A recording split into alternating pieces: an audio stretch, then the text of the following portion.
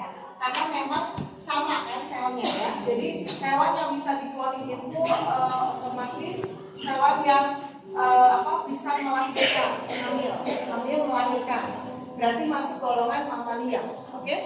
Ya, berarti manusia itu bisa dikloning ya. Tapi kode etiknya tidak boleh, bahaya. Kalau manusia sampai bisa dikloning bahaya. Misalnya saya terlalu mencintai diri saya sendiri ya kan. Maka saya akan mempunyai WT1, WT2, WT3. Oh ya, sangat mungkin. Jadi saya akan menceritakan misalnya saya pengen punya anak Saiful. 10. Ya, saya pengen punya anak Saiful. Saya nggak mau ada sifat saya. Saya nggak mau ada sifat saya sedikit pun. Ya, karena saya pengen punya anak mirip Saiful. Dari A sampai Z pokoknya mirip. Luar dalam mirip, oke? Caranya ya. Kita ambil, saya ngomongin manusia ya, tetapi sudah ada. Di Amerika itu sudah ada manusia yang dikloning. Sekarang masih dalam tahap penelitian. Apakah manusia yang dikloning itu sama? Misalnya yang diklon ini usianya 50 tahun. Apakah yang hasil klon ini apakah di usia 50 tahun juga ikutan meninggal? Misalnya yang diklon ini punya penyakit apa-apa gitu. Tahu umur berapa sakit gitu ya. Apakah yang diklon juga sama? Nah, itu sedang diteliti. Tapi dirahasiakan identitasnya. Ya, karena kalau sampai dipublikasikan bahaya, semua orang ikutan ya. Oke. Jadi caranya tadi saya pengen punya anak Saiful, kan? Maka saya ambil sel ovum saya. Nanti kamu nanya bagaimana cara mengambil sel ovumnya? Ovum itu berada di mana? Ovarium ya, di ovarium kan? Nah, jadi cara ngambilnya adalah ada alat itu dari vagina, kebayang nggak? Dari vagina tembus ke atas. Vagina telau. Vagina alat kelamin wanita ya. Iya. Kamu tuh nggak pernah belajar ya? Ya, diambil ovumnya ya, pakai alat. Jadi tidak melakukan operasi, tidak dibelah terus diambil tidak. Langsung dari vagina diambil ovumnya, ya. Nah, terus ovumnya saya kan ada inti ya. Ini namanya inti ovum, inti sel atau inti sel ovum, inti ovum ya. Di inti ini pasti ada apa kemarin? DNA ya kan? Ada gen, ya. Berarti di ovum saya ada setengah sifat saya ada di ovum saya, benar nggak? Padahal saya ingin punya anak Saiful. Otomatis inti ini harus dihilangkan. Jadi ovum saya kosong, oke? Sampai sini ngerti? Ovumnya tetap ovum, tapi intinya nggak ada. Jadi saya nggak akan mewariskan sifat ke anak saya, oke? Nah, kosong kan? Terus kita ambil sel tubuhnya Saiful. Sel tubuh ya, bukan sperma ya, sel tubuh. Kalau sperma nanti setengah, nggak akan jadi manusia, ya. Jadi kita ambil sel tubuh. Cara ngambilnya gimana? Ambil aja sedikit daging itu sudah jutaan sel. Misalnya kita keruk aja tuh pipinya misalnya. Tapi jangan kalian ambil dari rambut, karena rambut banyak sel mati. Ya, jadi kamu ambil sedikit aja, sedikit dicuit aja sedikit itu sudah dapat sel. Nah, tapi kita cuma ngambil satu sel, oke? Satu sel terbaiknya Saiful ya. Nah, di sel tubuhnya Saiful itu kan ada intinya, ya kan? Nah inti ini kita dulu, jangan di. Oh, jadi pencet. Dua sel yang berbeda, betul ya? Nah, ini Roma, oke? Perhatikan. Dua sel di mana yang kalau misalnya ibu tadinya mau gambar tikus tapi terlalu bagus ya. Jadi tikus ya, tikus A sama tikus B. Oke, tikus A disuntik pakai apa ya, virus penyebab kanker. Jadi nanti tikus A-nya kena kanker. Jadi ya, jadi sel tubuhnya tikus A ada sel kanker ya kan? Ya nggak? Ini sel kanker ya, oke? Perhatikan, tikus A dibikin sakit kanker, oke? Ya, kemudian tikus B disuntikan antibodi kanker, antigen atau bukan antigen, vaksin ya, vaksin kanker. Vaksin kanker dapat dari mana? Virus kanker yang sudah dilemahkan, kayak diimunisasi itu, ya kan? Nah, jadi karena tikus B dikasih vaksin kanker, maka sel tubuhnya adalah sel antibodi kanker. Antibodi kanker. Oke, perhatikan. Penyatuan antara sel yang penyakitan, sel kanker, dengan sel antibodinya disatukan. Fungsi namanya ya. Nah, penyatuan ini yang disebut dengan Hibridoma. Jelas. Jadi yang satu adalah penyakitnya, sel kanker, yang satu adalah antibodinya. Nah, kalau sudah disatukan, maka produknya adalah antibodi monoklonal.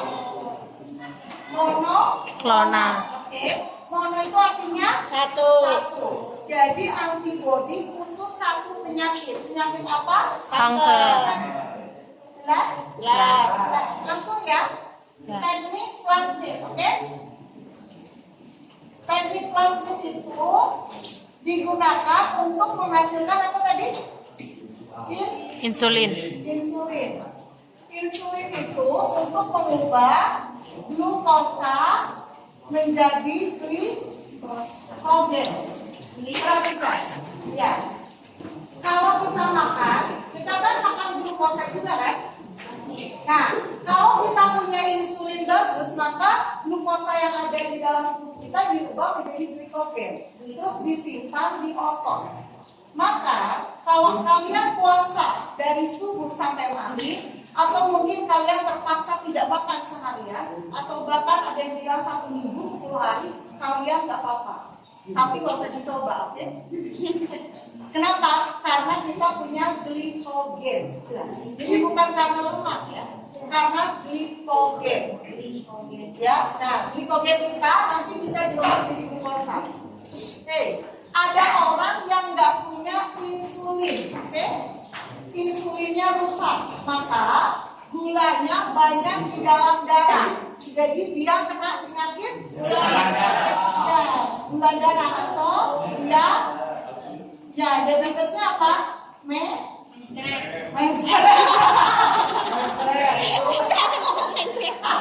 Mellitus, jelas?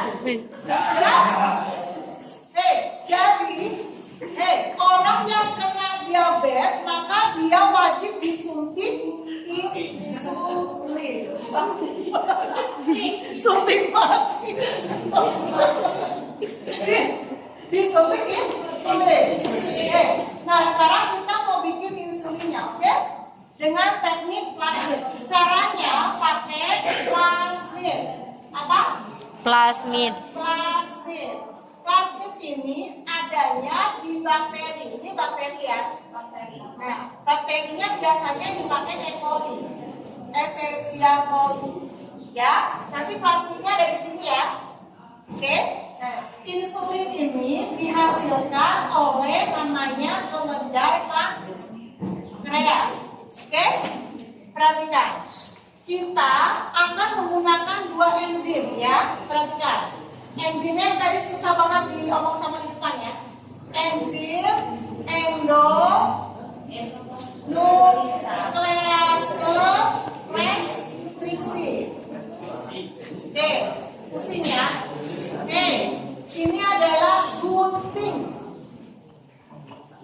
DNA. Oke, satunya enzim ligase. Ligase. Sama-sama depannya L. DNA. Oke? Ya. Pankreas orang sehat. Pankreas orang sehat diambil gennya itu menggunakan gunting DNA. Apa?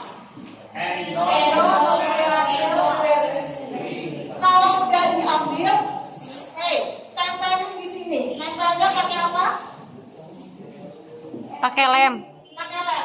Lemnya apa? Ligase. Jelas? Jelas. Ini kan ada di bakteri kan? Bakteri itu 1 jam itu 2/7 membelahnya. Jadi kalau 1 jam ini sudah jadi 2/7, banyak ya? Ya.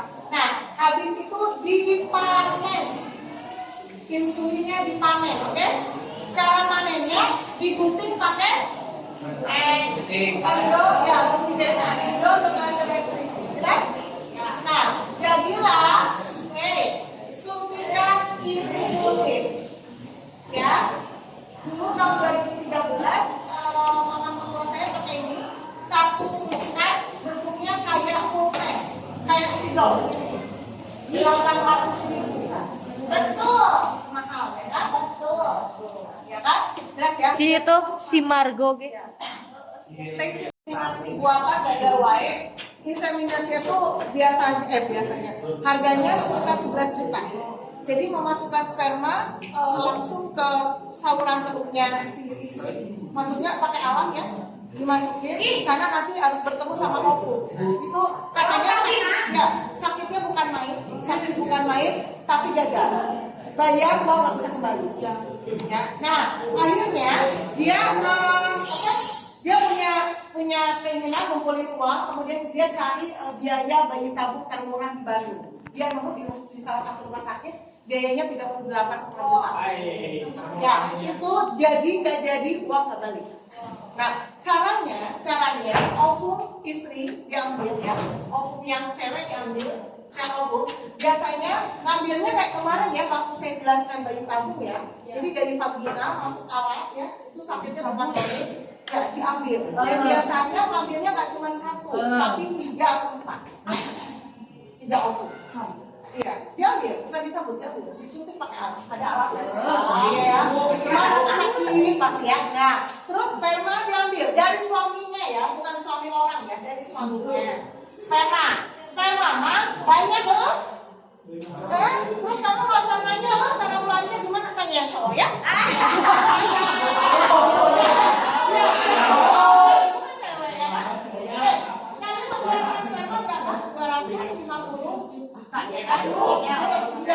Jadi cuma diambil karena ovumnya 3, kita ambil 3. Sperma terbaik. Ya. Di mikroskop, dilihat satu-satu yang bentuknya bagus, kualitasnya bagus, terus namanya kan ada alatnya. Ya kan di suatu bahan yang sperma itu nggak ya. Kan ovum udah diambil 3 ya. Sekarang udah 3 kan. Nah ini disatukan di tabung. Makanya namanya bayi tabung. Bukan bayinya ditabung. Kirain bayinya di tapi ya menyatukan ovum dan spermanya di tabung. Tabungnya sama persis kondisinya dengan saluran telur yang ada di wanita. pH sama suhunya, oke? Nanti akan membentuk zigot kan? Nah, zigotnya ada 3 kan? Nah, ini ditempelkan di rahim wanita ini, istri ini ya.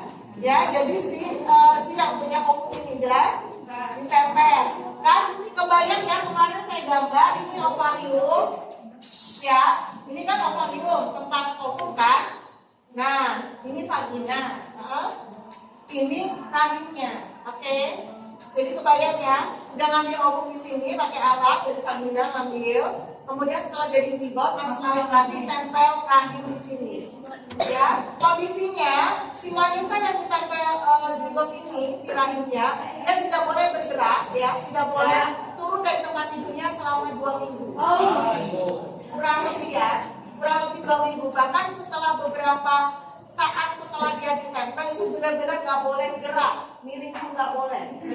Ya bibis di situ, mau ambil di situ, semuanya di situ, nggak boleh bergerak. Kenapa? Kalau bergerak nanti roboh, ya kan? Ya kan ini bilangnya nggak pakai lem glue saya. Tidak ya. Jadi kan ini ditempel ya. Nah si zigot ini kan berusaha untuk nempel kan? Ini kan ditempel sama manusia ya kan? Bukan alami ya. Nah, jadi dia harus benar-benar nempel kondisinya 2 minggu. Setelah 2 minggu pun si ibu ini nggak boleh nggak boleh ya. Jalan juga nggak boleh ya. Jalan juga nggak boleh gitu ya. Pelan ya. Kalau perlu nggak usah jalan. Ya. Apa sampai dia melahirkan. Nah, kalau bagus, tiga-tiganya lahir, berarti kembar 3. Tapi biasanya kembar 1. Teman saya itu cuma 1 ya. Jadi yang 2 udah nggak bisa. Maksudnya nggak nempel. Ada di TikToknya itu 4 kali gagal bayi tabung, pas nyobainnya kelima langsung jadi kembar 5. Kembar 5 berarti. Wow. Berarti Allah maha adil ya kan? Karena gagal apa Gagal berhasil? gagal sekali minggu. Iya, gagal berhasil uang nggak kembali. Jadi ini bisa gagal bisa. Kalau ini nempelnya nggak benar kan? Nah nempelnya nggak benar mungkin ibunya miring ke atau apa gitu nggak sengaja gitu ya. Ya udah, lurus. Kalau lurus ya sudah. Dadah gitu ya. Nah, yang nggak boleh adalah selain pakai sperma suami orang, yang nggak boleh kemudian pinjem rahim. Kan ada tuh di sinetron atau di Ayo. misalnya gitu ya, kan ovum ibu, sperma suami ibu kan, disatuin kan, zigot. Terus ibu teh pinjem rahimnya Rahma. Kondisinya Rahma itu belum nikah, dia kan hamil, melahirkan anak ibu sama suami ibu. Rahma cuma dipinjemin rahim aja kan, tapi ikatan emosionalnya Rahma. Walaupun itu anak secara biologis gen adalah ibu dengan suami ibu, tapi dekatnya emosinya sama yang lahirin. Habis itu nyusuin lagi ya kan. Nah jadi lebih dekat dong ya. Jadi sebagai yang ibu genetis, ibu biologis nggak merasa apa-apa gitu. Nah itu nggak boleh. Kan ngaruhnya enak cuma buat tempat kelahirin doang. Berarti ya. Ibu, maaf kalau secara nggak langsung si Rahma masih perawan apa enggak itu deh kata kasarnya? Kalau masukin biasanya kan dia kalau menurut ini ya ilmu ya, kan dia paginya ya dia selaput darah bisa enggak? Kalau ya masih perawan. Kalau masih perawan ya itu sampai kecil kan dilalui sama alat. Kalau udah berperawan dan cebol.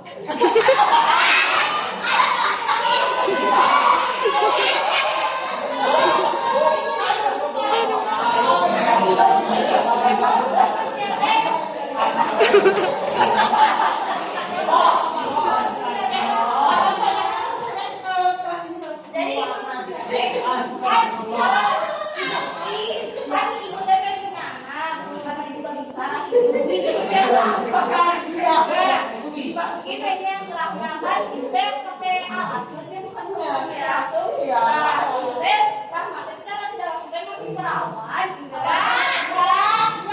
Kan dilalui kan. Enggak kan di gitu aja.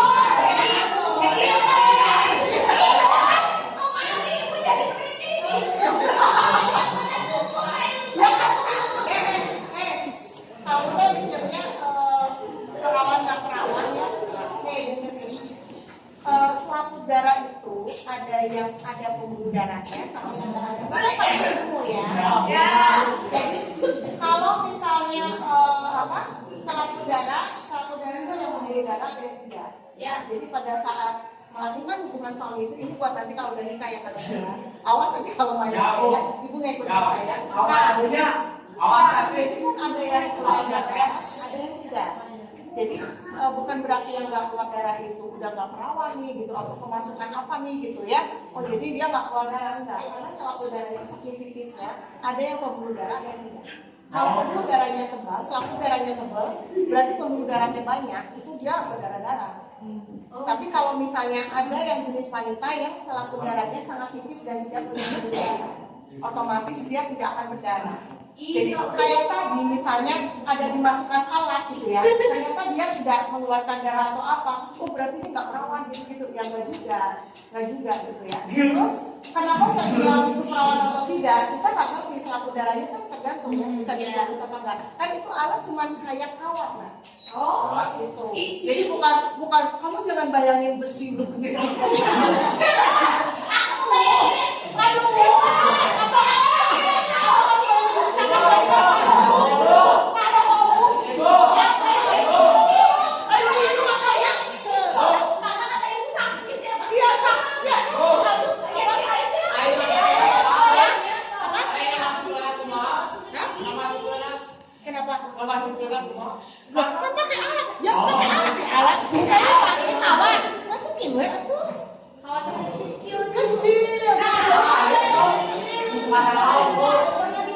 Iya, kita mau dikuret. Iya, jadi kalau orang melahirkan atau orang dikuret ya, kiret itu dibersihkan kan. Kalau habis melahirkan kan kamu tuh kalau bayi kan bawa ari-ari. Ari-arinya kan kadang bisa kalau nggak dia bisa keluar. Tapi kalau enggak kan tangan dokter. Mas.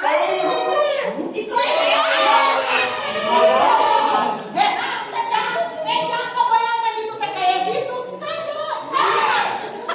Ini mah cuma anak kecil. Kalau itu kan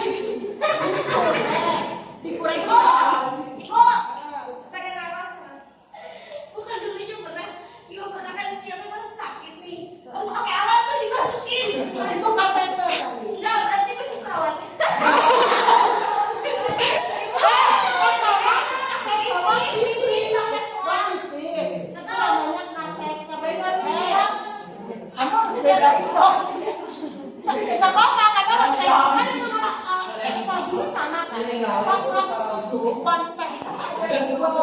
Dia ke anak kelamin, maksudnya dia urusannya ke uterus, ada yang urusannya ke ginjal. Oh, berarti Bisa. Jadi kalau kamu sakit di omna dan nggak boleh kan bibis nggak boleh mondar mandir kan, jadi namanya kateter. Kateter itu masuknya ke arah ginjal. Nah sih, aku bisa coba. Enggak tuh makanya perawat ya.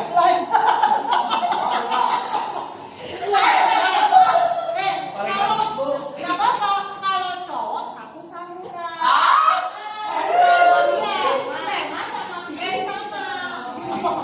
Sama urin ya, maaf ya, sama urin sama sperma sama kalau cowok satu saluran di situ kateternya masih situ. Ya. Makanya yang mau jadi perawat harus siap-siap ya. Kamu jadi perawat belum nikah, pasiennya cowok. Kalau